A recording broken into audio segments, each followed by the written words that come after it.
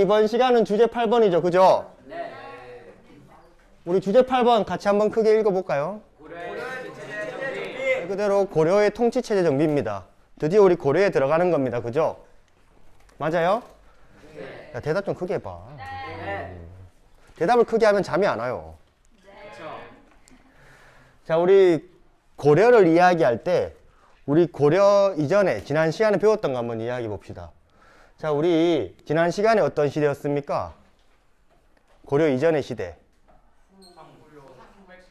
후삼국 시대 맞죠? 후삼국 시대 이전에는요. 통일신라. 그리고 북쪽에는 발해가 있는, 우리 다시 이야기하면 무슨 시대? 남북국 시대였습니다. 그죠? 자, 위에는 발해가 있었고요. 그죠? 발해 밑에는 뭐가 있습니까? 통일신라가 있었던 우리 남북국 시대였습니다. 그죠? 자, 그런데 우리 통일신라 말기의 상황 혹시 기억나요? 우리 통일신라 말기의 상황이 어떠했을까? 우리 이거 빨간색. 자, 우리 말기의 상황을 볼게요. 우리 말기의 왕의 권력은 어땠습니까? 낮아졌어요. 낮았지, 맞지? 반면에 누구의 권력은 강력했습니까? 진골 귀족의 권력은 강력했습니다. 여기까지 이해되지, 맞지? 기억나죠? 네. 기억이 나야 돼. 그리고 중앙에서는 무슨 분쟁이 심했어요? 중앙에서는 왕이 계승 분쟁이 나타났지, 맞지? 그렇기 때문에 지방에 대해서 신경을 쓸 수 있습니까? 없어요. 못 쓰죠, 맞죠? 그래서 우리가 지방 통제력이 어떻게 된다고 했습니까? 약화된다고 이야기했습니다. 그죠? 고마워요. 자, 지방 통제력이 약화되니까 우리 지방에서는 각종 뭐가 발생해요? 농민 봉기가 많이 나타났고요. 우리 대표적인 농민 봉기가 누구누구의 난? 그렇지. 원종과 애노의 난. 우리 요런 것들이 있었습니다. 그죠? 그리고 그거 무엇보다도 이제 지방에서 우리 국가에서 제대로 지방 통제를 하지 못하고요. 지방 백성들을 잘 다스리지 못하니까 우리 국가를 대신해서 새로운 세력들이 등장합니다. 맞지? 우리 그러한 세력들을 뭐라고 했죠? 중요한 포인트죠. 맞죠? 누구의 등장? 호족의 등장입니다. 맞지? 이러한 호족들을 지지해줬던 세력은 우리가 신라의 몇 두품이었고요? 육두품 세력들이었고요. 그죠? 그리고 이들의 사상적 기반이 되어주었던 선종과 풍수지리설. 우리 이러한 것들이 있었습니다. 그죠? 우리 이러한 것들이 통일신라 말기의 상황이었습니다. 기억납니까? 네. 자, 그러면 시작해 봅시다. 자, 이러한 호족들의 등장으로 드디어 통일신라도 쪼개지게 됩니다. 그죠? 먼저 뭐가 만들어져요? 먼저 후백제가 세워집니다. 그죠? 우리 900년에 어떤 사람이요? 견훤이라고 하는 무슨 족? 호족에 의해서 후백제가 만들어집니다. 그죠? 자, 이 후백제의 수도는요, 어디를 정했냐면 완산주라는 지역을 수도로 정합니다. 우리 교과서 34페이지 잠깐 참고하면서 볼게요. 호족. 자, 후백제, 완산주라는 지역의 견훤 보입니까? 우리 34페이지라고 이야기했습니다. 보이죠? 자, 그 다음에 뭐가 만들어지냐면 우리 옛 고구려 지역에 뭐가 만들어집니까? 후고구려가 만들어집니다. 그죠? 후고구려는 901년 누가 만듭니까? 우리 들어봤지 이거는? 궁예 맞지? 궁예에 의해서 후고구려가 세워집니다. 그죠? 자, 우리 궁예는 수도를 어디로 정했냐면 우리 궁예는 수도를 송악으로 정합니다. 자, 그런데 우리 34페이지 보니까 송악은 누구의 땅입니까? 송악에서 유명한 호족은 왕건이죠. 맞지? 그런데 궁예가 왜 송악에서 나라를 세웠을까요? 이 당시에는 궁예가 그럴 만한 자기의 근거지가 따로 없었습니다. 궁예는요, 신라 왕족 출신이었어요. 우리 신라에는 왕위 계승 문쟁이 심했지 맞지? 이 과정에서 희생당한 왕자 중에 한 명이었습니다. 그래서 어릴 적부터 절에서 생활을 많이 했습니다. 절에서. 그런데 궁예가 뭔가 착한 일도 많이 하고 백성들을 많이 도와주고 이런 걸 하다 보니까 백성들이 궁예를 살아있는 미륵이다라고 부르게 됩니다. 그래서 백성들의 지지 기반이 굉장히 많았던 사람이었어요. 그런데 이러한 궁예의 모습을 보고 누가 궁예 밑에 들어가기로 합니까? 왕건이 궁예 밑으로 들어간 거죠. 그리고 나라를 세울 수 있는 근거지로 자기의 근거지, 송악을 내어줬던 겁니다. 이해됩니까? 자, 그런데 시간이 지나면서 궁예가 이제 차츰 권력을 안정화되어 가고 있으니까 왕건으로부터 벗어나고 싶었을 겁니다. 그죠? 그렇게 해서 옮긴 수도가 어디입니까? 철원인 겁니다. 이해돼요? 그리고 밑에는 이제 뭐가 남아 있습니까? 이제 껍데기밖에 없는, 우리 그냥 통일신라로도 쓰면 안 되겠다, 맞지? 신라죠, 맞죠? 이제 껍데기밖에 없는 신라입니다. 여기까지 이해됩니까? 자, 그런데 이 후고 우려의 궁예, 여러분들이 알다시피 정치를 잘 했어요? 초기에는 굉장히 잘했습니다. 그런데 시간이 지남에 따라서 좀 미치죠, 맞죠? 우리가 이걸 파행적 미륵 정치라고 이야기하는데, 우리 뭐 한 번씩 유튜브에 보면은 뭐 관심법을 쓴다더니 기침을 했는데 사람 죽여버린다더니 막 그러잖아, 맞지? 실제로 기록에 있는 내용들입니다. 그러다 보니까 궁예가 점점 누구로부터 인기를 잃어버리게 됩니까? 백성도 백성이고요. 특히 누구들한테? 호족들한테. 우리 이 집단들은 다 호족들이 모여서 만든 거거든. 그러니까 호족들한테 점점 인기를 잃어버리는 겁니다. 그래서 호족들은 야, 저 미치광이 안 되겠다. 새롭게 다른 사람을 왕으로 세워야겠다라고 해서 세운 게 누굽니까? 왕건이 되겠죠, 맞지? 그 왕건이 세운 나라 이름은 고려입니다. 그죠? 그래서 918년 이름 뭐라고요? 왕건에 의해서 고려가 세워집니다. 우리 말 그대로 보니까 어디를 그대로 계승한 겁니까? 고구려를 계승한 거지, 그죠? 그러면 수도도 다시 어디로 옮겨야 될까요? 다시 송악으로 옮겨야겠지, 맞지? 우리 고려시대 이 송악을 이제 뭐라고 부를까요? 두 글자, 개경이라고 부르게 됩니다. 개경. 우리 신라시대, 우리 고려시대 때는 세 개의 경이 있었대요. 첫 번째는 송악이었던 개경. 또 하나는 옛날에 우리 고구려를 계승했으니까 어디를 중요시하겠어요? 옛 고구려의 수도 어디입니까? 평양을 중요시 여깁니다. 그래서 평양을 서경이라고 이야기했어요. 그 다음에 옛 신라 지역을 동경이라고 해서 이 세 개의 수도를 중요시 했다고 합니다. 오케이? 근데 마지막에는 이 동경이 다른 곳으로 바뀌어요. 남경이라는 지역으로. 그 남경은 현재 우리나라의 수도인 어디입니까? 서울이 나중에 남경으로 이렇게 바뀝니다. 그거는 나중에 참고로 알고 계시고. 자, 이제 이 삼국의 주도권은요, 고려가 가지느냐, 후백제가 가지느냐에 달린 겁니다. 신라는 사실 껍데기밖에 없는 거죠, 맞지? 자, 이 백제와 고려 간의 대결에서 최후 승리자는 누구였을까요? 고려였겠지, 맞지? 자, 이 삼국 통일 전쟁 과정에서 백제와 고려가 취한 방법이 달랐습니다. 자, 후백제 같은 경우에는 어떠한 입장이었냐면, 후백제는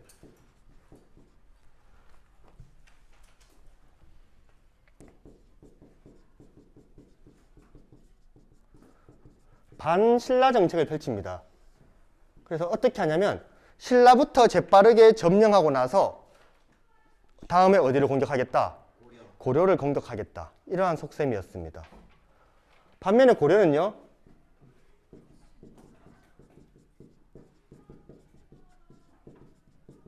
친신라 정책을 펼치죠. 어떤 겁니까? 신라는 어차피 종이 호랑이다. 종이밖에 없다. 차라리 백제부터 통합하면 알아서 신라는 넘어올 것이다. 이렇게 생각을 했던 겁니다. 맞죠? 그래서 실제로 이 견훤이 추구했던 반신라 정책이 그대로 나타나죠. 맞죠? 그래서 신라를 공격합니다. 그렇게 해서 어떻게 했냐면 신라 수도에 있었던 경혜왕이라는 사람을요, 스스로 자결하게 만들어버리고 꼭두각시 왕이었던 경순왕을 세우고 떠납니다. 이러한 신라의 위기 상황에 적극적으로 도와줬던 사람이 누굽니까? 이러한 위기 상황에 적극적으로 도와줬던 게 이 왕건이었겠지, 맞지? 그죠? 실제로 왕건이 이 신라를 도와주는 과정에서 왕건이 실제로 죽음에 거의 죽을 뻔하기도 합니다. 이렇다 보니까 신라 사람들이 당연히 누구에 대한 호감이 컸을까요? 왕건에 대한 호감이 컸겠죠, 맞죠? 자, 시간이 흘러서 북쪽에서 안타까운 소식이 들립니다. 무슨 소식이었을까요? 그렇죠. 발해가 멸망합니다. 연도가 926년. 누구한테 멸망당했을까요? 그렇죠. 우리 나중에 이제 다음 시간에 고려의 대외관계 이야기할 때 거란에 대한 이야기가 나올 겁니다. 거란에 의해 발해가 멸망하지, 맞지? 그러다 보니까 고려 입장에서 거란이 좋게 보일까요? 나쁘게 보이겠지, 맞지? 이 멸망하니까 고려가 어떻게 했을까요? 발해의 왕족은 대시죠, 맞죠? 발해의 마지막 왕자의 이름이 대광현이었다는 사람이래요. 대광현 등 발해 유민들을 포용합니다. 고려로 오세요. 고려로 오세요. 발해의 유민들을 포용해 줍니다. 유민들 쫓겨났을 거 아니에요, 맞지? 그죠? 자, 그 다음에 어떠한 일이 있었냐면은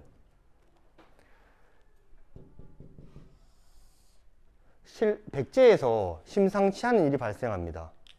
백제에서 왕위계승 분쟁이 나타납니다. 견훤이 첫째 아들한테 왕위를 물려줬어야 됐는데 셋째한테 줍니다. 셋째는 특히 첫째, 둘째랑 셋째는 배다른 형제입니다. 그러다 보니까 첫째, 둘째가 너무 열받은 거지, 맞지? 그래서 견훤을 절에다가 가둬버려요. 진짜로, 자식. 그리고 근데 견훤이 또 이걸 또 탈출합니다. 갈 데가 어디 있어요? 고려한테 갑니다. 고려한테. 그래서 견훤이 옵니다. 견훤이.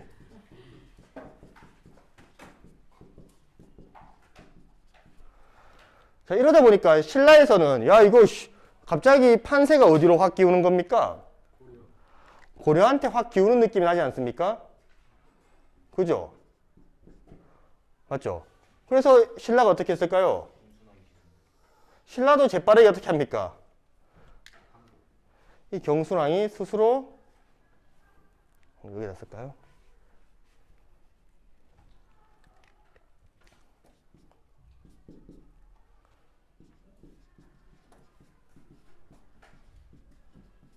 신라가 스스로 항복해버립니다. 땅을 그대로 갖다 바쳐버렸던 거지, 맞지? 신라가 이렇게 했던 이유는 우리 친신라 정책의 효과도 여기서 드러난 거지, 맞지? 그렇죠? 왕건이 뭔가 앞을 보는 해안이 있었던 거지, 맞지? 실제로 리더십에 관련된 연구를 많이 할 때 이 왕건의 정책을 좀 많이 살펴보면서 거기에서 배울 점을 많이 따오기도 합니다. 그 이후에 이제 마지막 어디가 멸망합니까?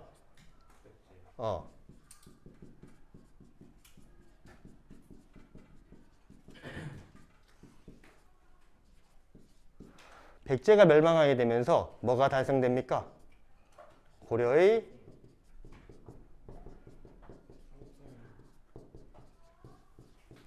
삼국통일이 완성되었습니다. 오케이? 고려가 만들어진 지 몇 년 만입니까? 정확히 18년 만이죠, 맞죠? 18년에 만들어지고 18년 뒤에 다시 통일합니다. 됐습니까? 자, 이 고려의 삼국통일에 가장 큰 도움을 줬던 사람은 누굴까요? 가장 큰 도움을 줬던 사람들은 누굴까요? 우리 이 사람 빼고는 고려를 이야기할 수가 없어요. 누구예요? 호족들인 거죠, 호족들. 우리 36페이지 있죠? 우리 교실 열기 보입니까? 맨 위에? 네. 보여요? 자, 맨 밑에 줄에 고려의 후삼국 통일은 뭐 때문이었답니까? 다른 호족들의 지지와 협력이 있었기 때문에 가능했던 일이다라고 이야기하고 있습니다. 무슨 말인지 이해돼요? 실제로 우리 지도에서도 나오지만은 곳곳에는 누가 존재하고 있는 겁니까? 지금 지역 곳곳에는 호족들이 존재하고 있는 거지, 맞지? 이 왕건이 이렇게 통일할 수 있었거든. 이러한 호족들이 왕건을 지지했기 때문이라고요. 무슨 말인지 이해돼요? 자, 그러면 우리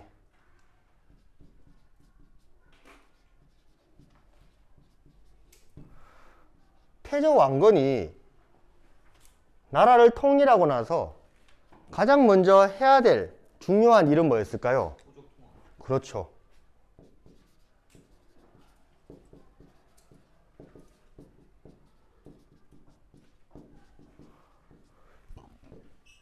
이러한 호족들을 어떻게 다 처리할 건가, 그 이야기입니다. 맞지?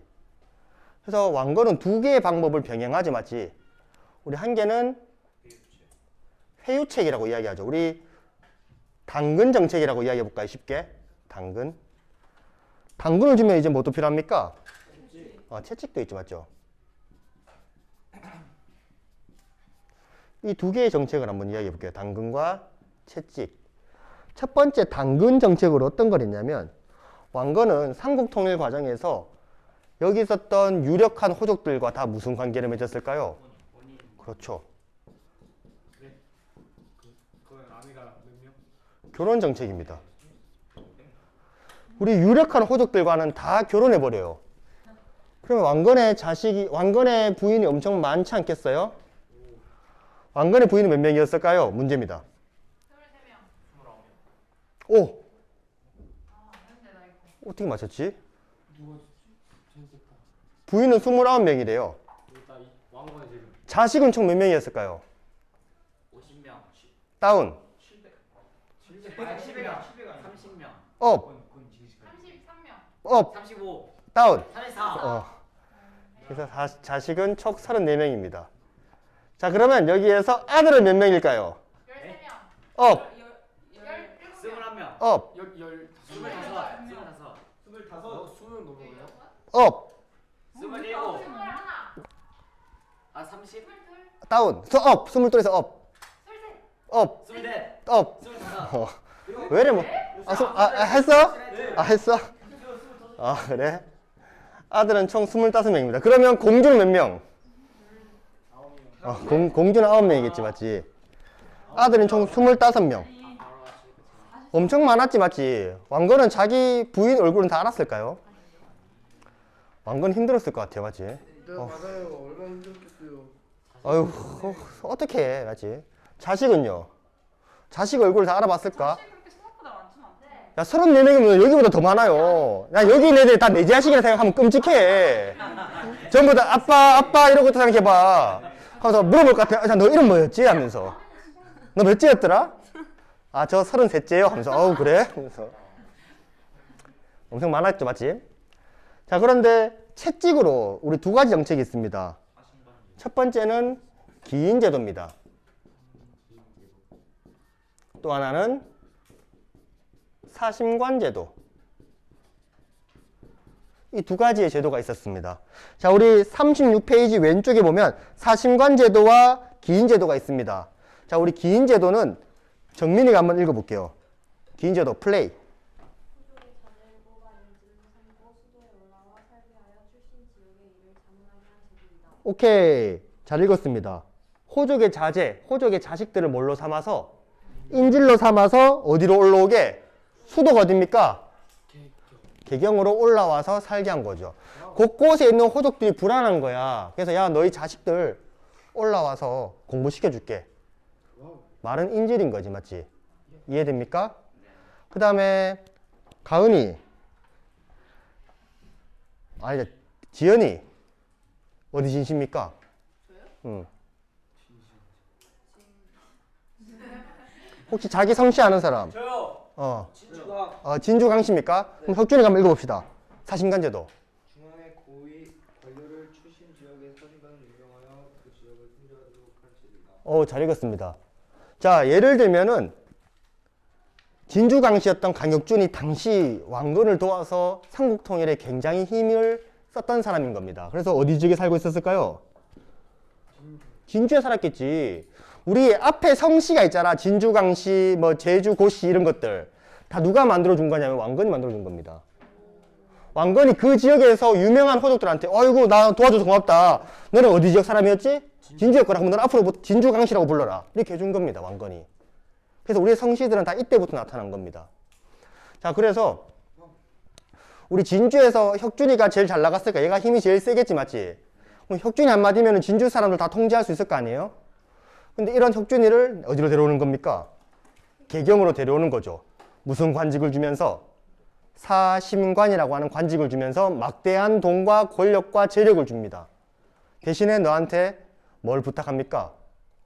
어느 지역을 잘 단돌이 해라고? 진주 지역을. 만약에 진주 지역이 아무 일도 없으면은 혁준이는 정말 잘 살 겁니다. 맞지?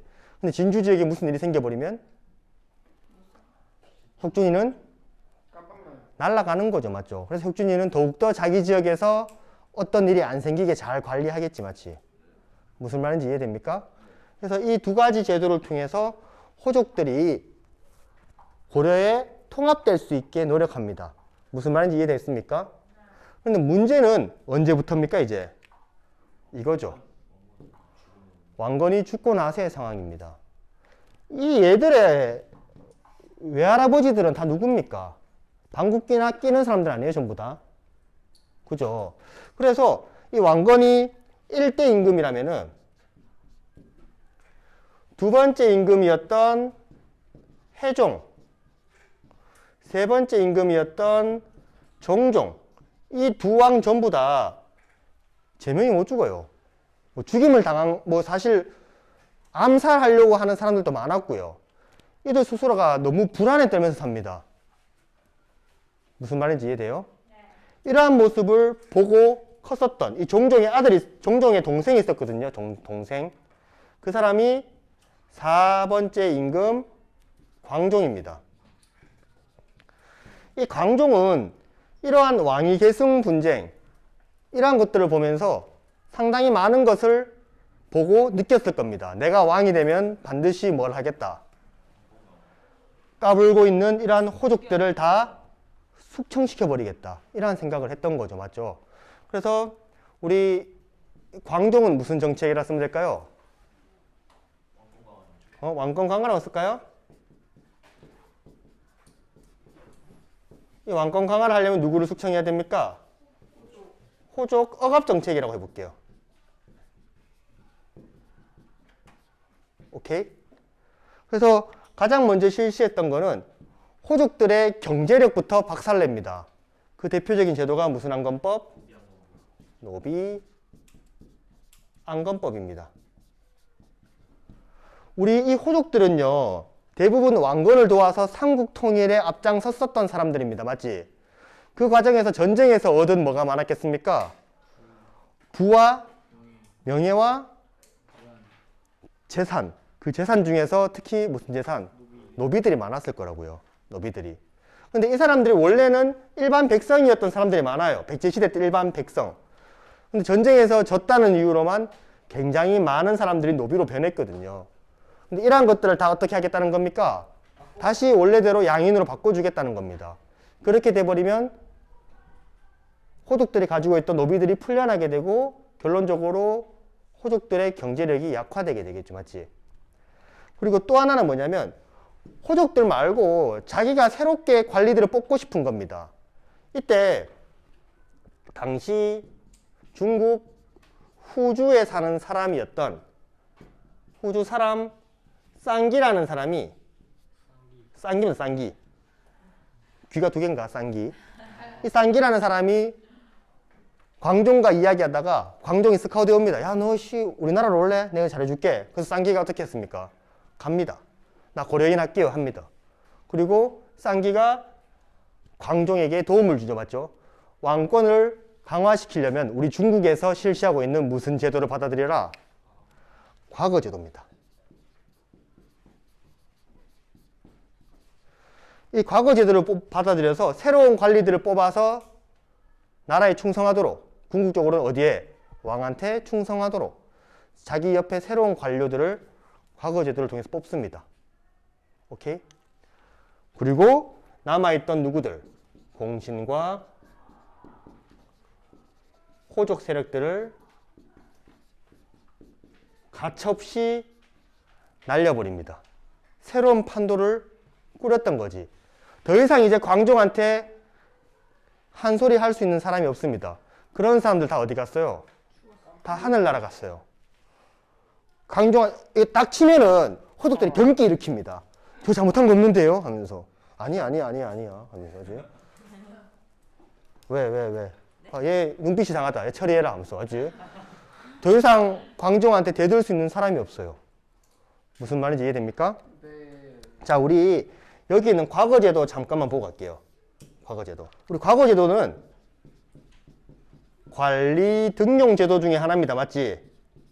맞아요? 관리들을 등용하는 거지, 맞지? 과거제도는 대표적으로 일반적인 과거 시험이 있었고요. 또 하나는 음서라고 하는 제도가 있었습니다. 들어봤어요? 우리 과거는 총 3가지 시험이 있대요. 첫 번째는 문신 관료를 뽑는 무슨 과? 문과 시험이 있습니다. 문과. 여긴 누구 뽑는 거라고요? 문신. 우리 두 번째는 잡과가 있어요. 잡과. 이 잡과는 누구 뽑는 겁니까? 잡과. 우리 의사, 판사 이런 사람들. 기술관입니다. 기술관. 기술관은 뽑는 시험이었어요. 마지막은 뭐가 있을까요? 우리 고려는 태조 왕건 때부터 이야기했거든. 우리는 불교에 의해서 세워진 나라다. 불교를 중시해라. 스님을 뽑습니다. 무슨 과? 승과입니다. 그래서 스님을 뽑아요. 그리고 문과에서 자세히 파고 들어가면 또 2가지가 있습니다. 하나는 제술업, 하나는 명경업. 우리 제술업은요, 우리 논술 시험이에요. 명경업은 그냥 단순히 경전을 암기하는 시험입니다. 여러분들 어떤 시험이 어려울까요? 논술이 어렵죠, 맞지? 논술 시험은 이 경전 암기가 기본 바탕이 깔려 있어야 논술을 할 수 있는 거죠. 그래서 내가 승진하고 싶다, 높은 관직에 올라가고 싶다, 무슨 시험을 쳐라? 문과 중에서 제술업을 쳐라겠지, 맞지? 오케이, 이해됩니까? 아, 나는 도저히 말빨이 자신 없어. 그럼 뭐 시험 치고? 명경업 치고요. 이해됩니까? 음서는요, 우리 공신이나 오품 이상의 고위 관리의 자손들이 치는 시험이었습니다. 근데 시험이라고 할 수도 없지, 맞지? 이 음서는 다른 말로 하면 뭘까요? 낙하산이죠, 맞지? 낙하산 무슨 말인지 알아요? 뭡니까? 낙하산 타고 쭉 내려오는 거지, 맞지? 갑자기 이 새끼가 갑자기 어느 순간 하늘에서 뚝 떨어지는 겁니다. 누가 내리꽂은 거지, 맞지? 그래서 공신이나 오품 이상의 고위 관료들은 이 낙하산으로 내려와서 공무원이 될 수 있었던 겁니다. 무슨 말인지 이해돼요?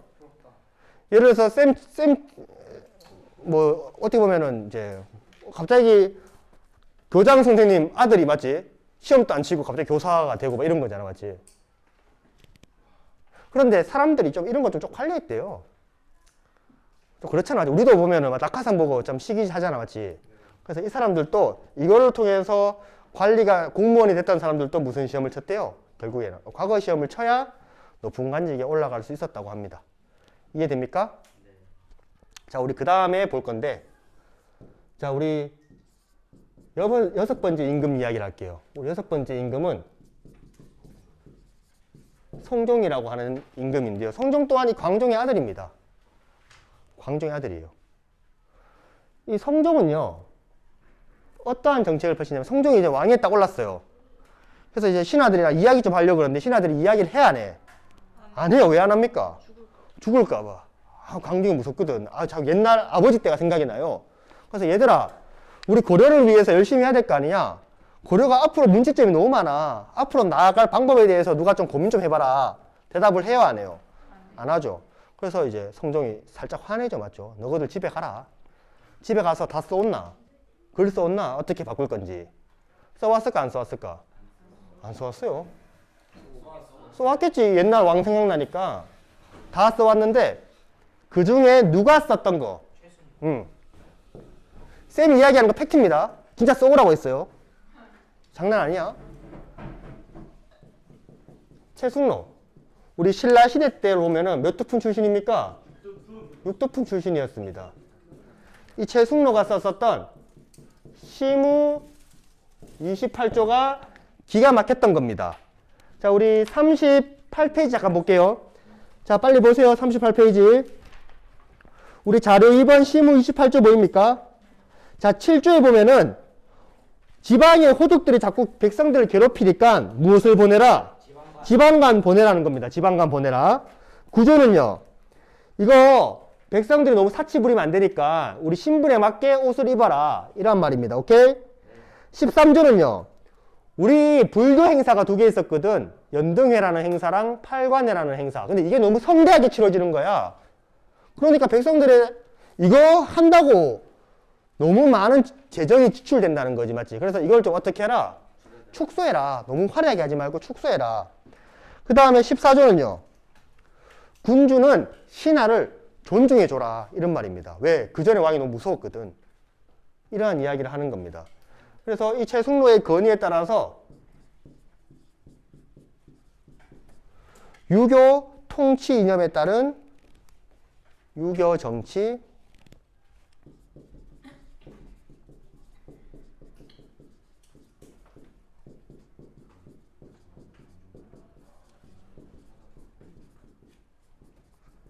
유교 정치 이념에 따른 통치 체제가 자리 잡힙니다. 오케이, 이해됩니까? 최승로가 이렇게 이야기했거든. 우리 불교가 중요합니다. 근데 불교는 우리 수신, 자기 스스로를 단련하는 데 중요하지만 치국, 나라를 다스리는 데는 뭘로 통치하셔야 됩니다? 유교적으로 통치하셔야 됩니다. 이런 이야기를 한 겁니다. 오케이? 됐죠? 자, 그러면 과연 어떠한 통치 체제를 했을까?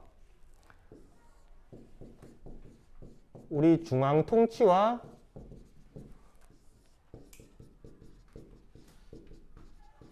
지방 통치를 나눠 볼 수 있을 건데요. 우리 중앙 통치는요. 우리 37페이지 오른쪽 위에 한번 보이죠, 맞지? 자, 왕이 있습니까? 왕이 있어요? 왕 쭉 오른쪽에 보면은 우리 두 개가 보이죠, 맞지? 중서 문화성과 그 아래에는요 상서성이 보입니다. 우리 지난 시간에 이거 우리 중국에서 이야기했던 삼성육부 기억나지? 각각 어떠한 것을 한다고 자세히 이야기했습니다. 맞지? 근데 고려는 그거를 가지고 와서 뭘로 바꿉니까? 몇 개의 성으로? 두 개의 성으로 바꿨죠. 맞지? 이성으로. 그 다음에 상서성 아래에는 몇 개의 부서가 있을까요? 그렇죠. 육부.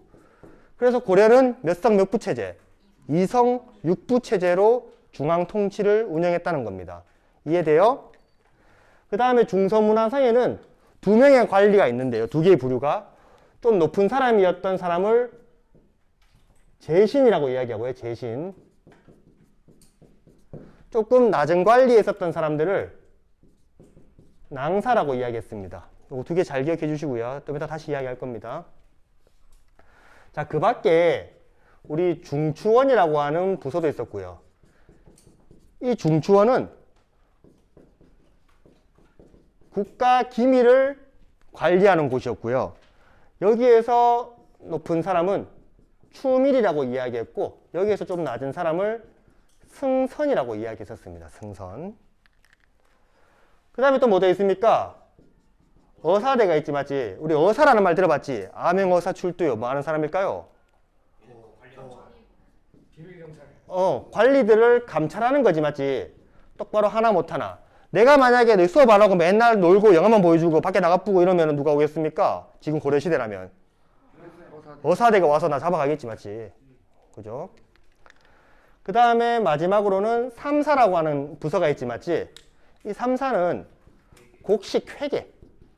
우리 세금을 관리하던 그러한 부서였습니다. 이해됩니까? 그런데 우리 이쪽 두 개의 좀 특수한 부서가 두 개 있지, 맞지? 하나는 뭡니까? 도병마사, 또 하나는요? 식목도감이 있지, 맞지? 이 도병마사는 우리 국방 관리하던 곳이었고, 식목도감은 국내의 여러 가지 법들을 만드는 곳이었습니다. 그런데 이 두 곳은요, 어느 나라에도 없는 제도입니다. 어디에만 있는 제도? 고려에만 있는 제도입니다. 여기에는 만약에 외국에서 군대가 쳐들어왔다. 이게 다 무시하고 뭐가 열립니까? 도병마사가 열립니다. 여긴 누가 참여했을까요? 제신과 추밀이 여기에 참여해서 중요한 것을 결정합니다. 그래서 우리 이거를 다른 말로 제추회의라고도 부르기도 합니다. 앞에 걸 따서요. 제신과 추밀이 회의하는 곳이다. 국내에 중요한 법을 바꿔야 된다. 뭐가 열립니까? 식목도감이 열려서 누가 모여서 제신과 추밀이 모여서 중요한 걸 결정합니다. 이해돼요? 자, 그런데 우리 지금은 국가가 똑바로 하는지 못하는지 감시하는 게 우리 신문이잖아, 맞죠? 우리 신문은 뭐라고 이야기합니까? 무슨 기관? 신문 방송을 뭐라 그래요? 언론기관이라고 이야기하죠. 고려시대 또 그러한 언론기관을 담당하는 부서가 있었습니다. 어딜 것 같아요? 약간 이해가 좀 해야 될 것 같잖아요, 맞지?